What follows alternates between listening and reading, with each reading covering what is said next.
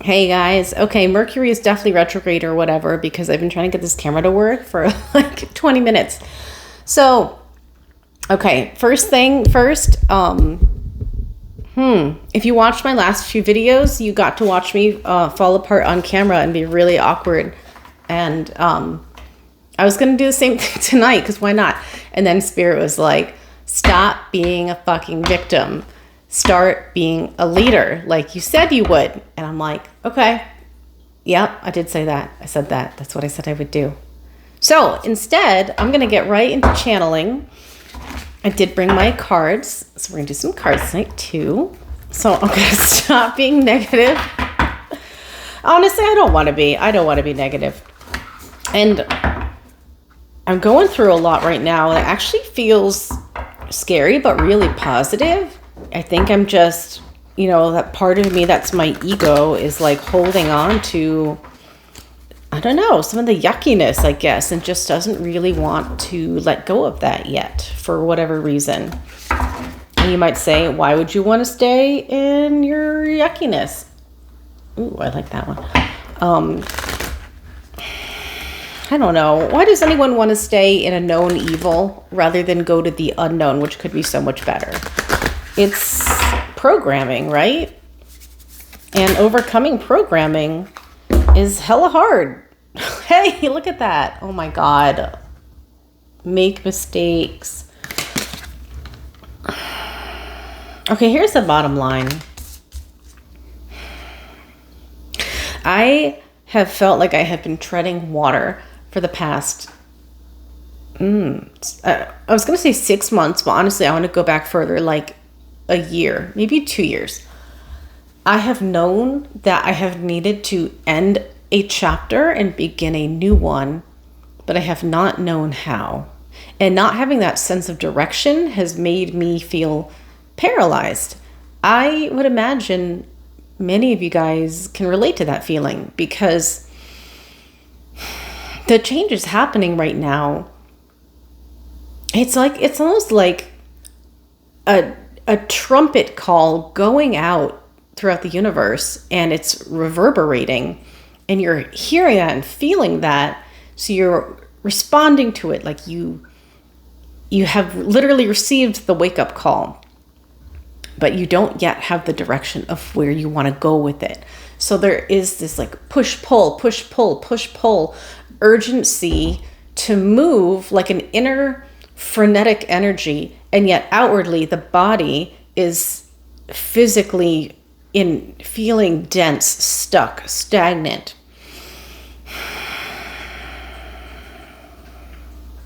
So this is a really normal part of the process, I'm being told, in making a transition from third dimensional density. They're saying actually 6th, 7th, and 8th dimensional density, even though commonly many people are talking about 5th dimensional density as being what we are moving towards. But they say, they're saying we're actually accelerating the timeline by all the progress we've made. Woo, congratulations. So we are actually unlocking yet higher dimensional planes of reality faster than even was, I won't say thought possible, because there's truly nothing that is impossible to conceive of with our friends here.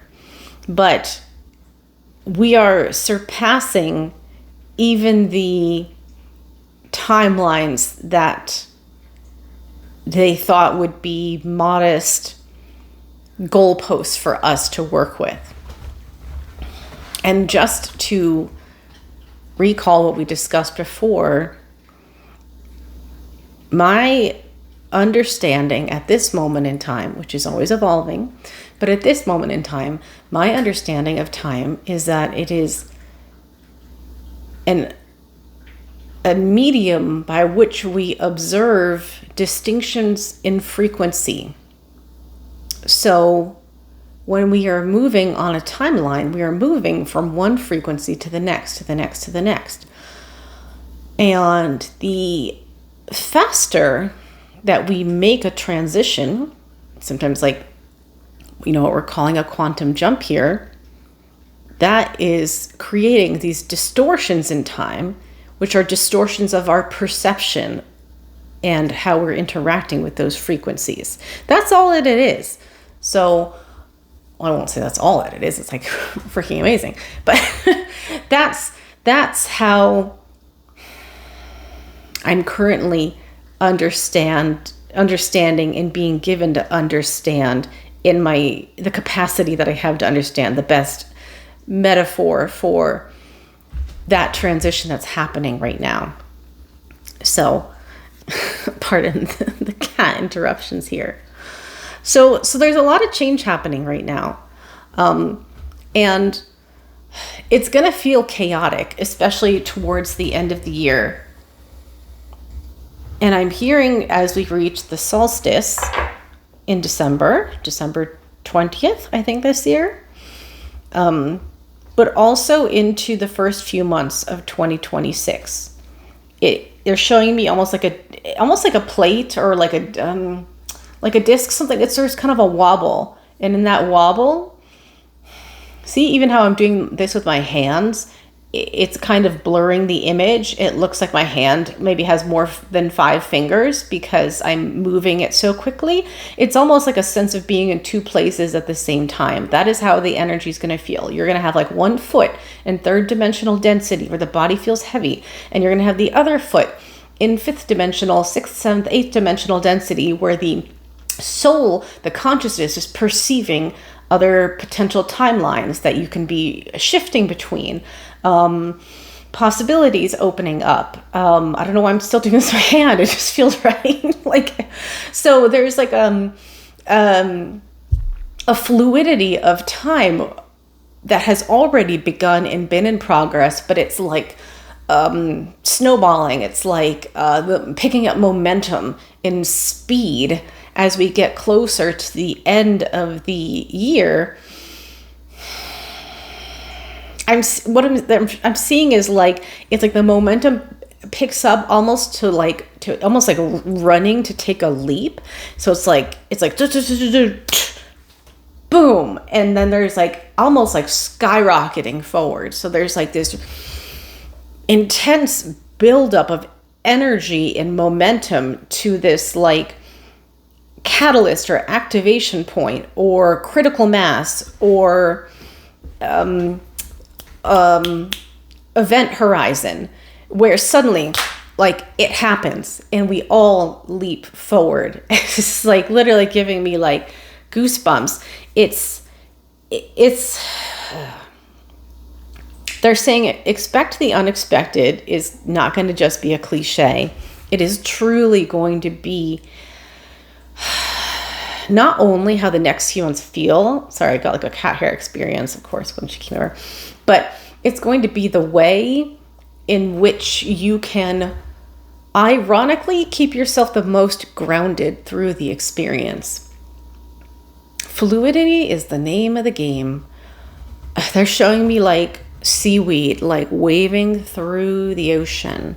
That really gentle, languid movement.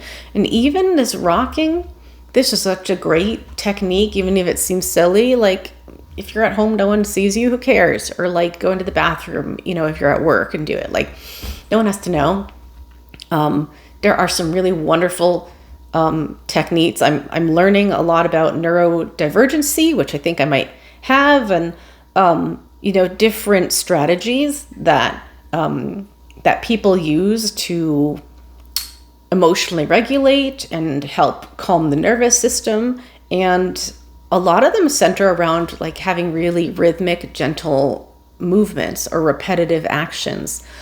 Tapping is another common one you've probably heard about in different like healing modalities.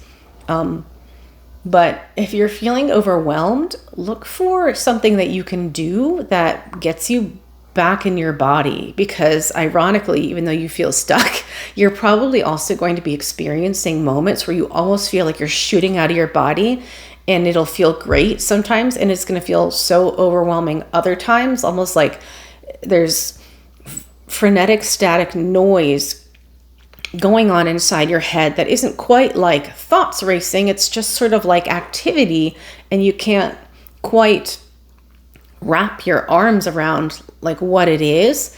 And you're going to want to find ways to keep yourself really centered, to allow the body to adjust to that frequency. Yes, that's what it is. So it's almost like that static is like, it's like radio waves, or it's like, think of it that way. It's not, maybe not literally, but that's what it will feel like.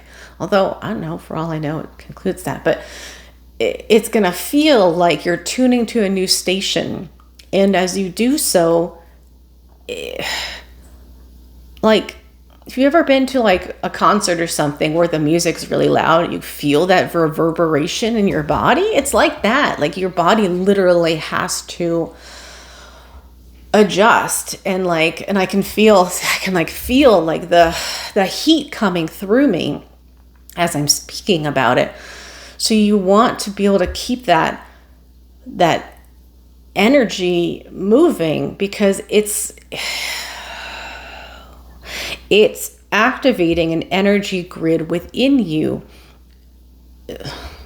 We're saying reticular system, reticular activation. I don't know what that is. I don't know if I'm saying that word right. Reticular system. I'm going to look up what that is, or someone can comment what reticular system is. They're saying this is activated at a new level. I'm hearing you're being given a lot new tools, baby. You don't even know what you got to work with. Oh, yeah. So, they're saying, okay, now you need to calm down a little bit and relax and pull a card. So I'm like, okay, all right, that's what I'm going to do. But I am going to go back for a moment to these two that I pulled here, because I think they're really important. Because all of this was taking us back to being in this new space that's like kind of scary. We're not sure how to find the way forward. We're feeling maybe a little frenetic. So I really invite you to, one, give yourself a hug. Tell yourself it's going to be okay. None of us have done this before. So there is really no model of perfection to follow. So don't beat yourself up for taking a step forward, finding it wasn't exactly where you wanted to go, and then changing direction. There is no possibility of making a mistake here. There is only the potential for exploration.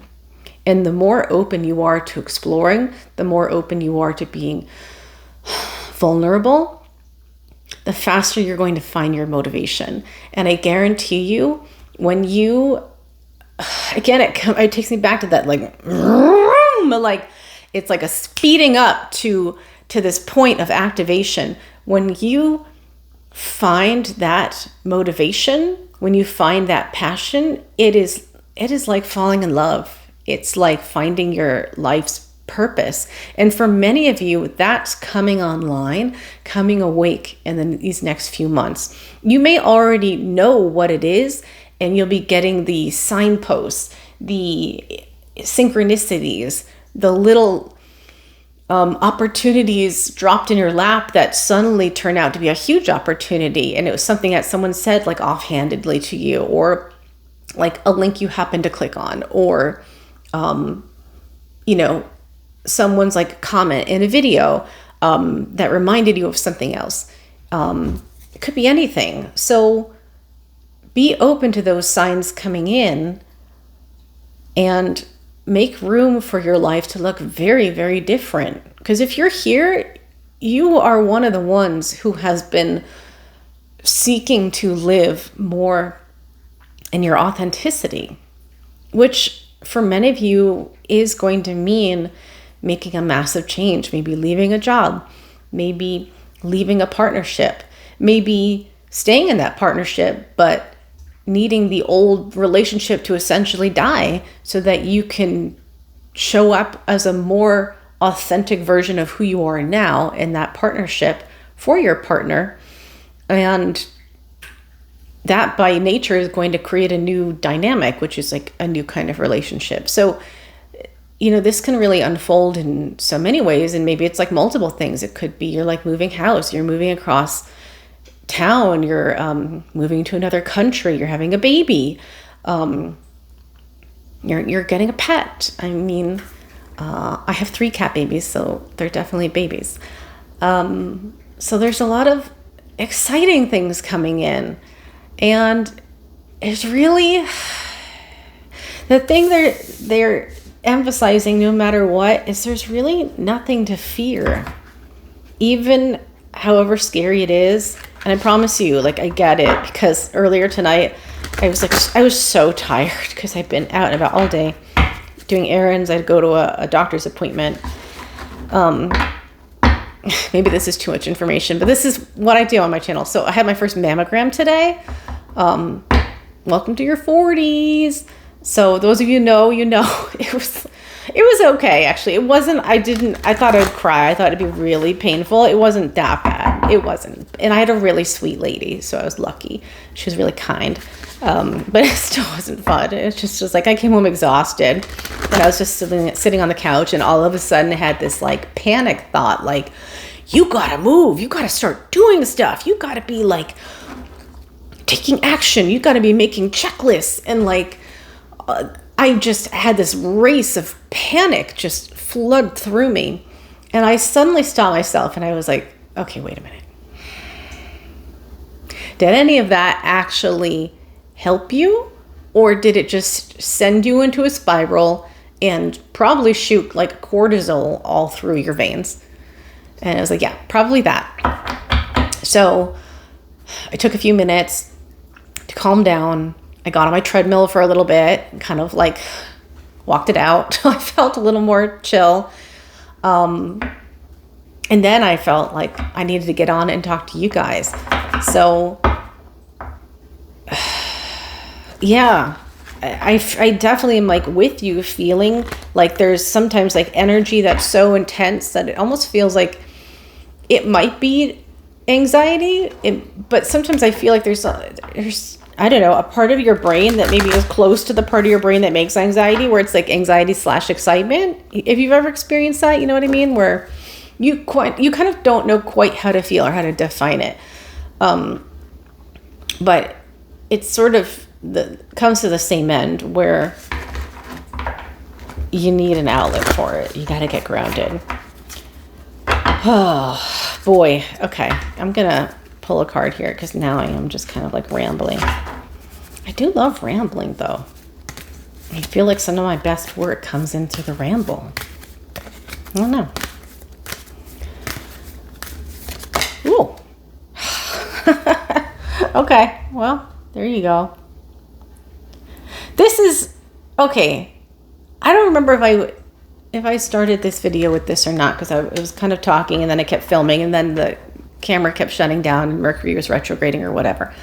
So I might have said at the beginning, or might not have, that for decades I've been reflecting on the fact that I'm a writer by trade, and yet for decades I have been submitting my voice through somebody else's filter, and have never once published my own voice under my own name, without any other company, any other brand, any other publication taking their pen to it and remaking it to be selling their vision rather than my own. And I feel like that has been bubbling to the surface, in particular this year, over part of how why I felt so heartbroken, like I have let myself down in that regard. And I'm not like, we all got to pay bills. So like, I'm not regretting anything. And actually I've worked with some great brands. I've worked with some great people. So it's like not coming after, any part of that process, because, when you work for a brand, you are literally, writing for their voice, for their audience, for their vision.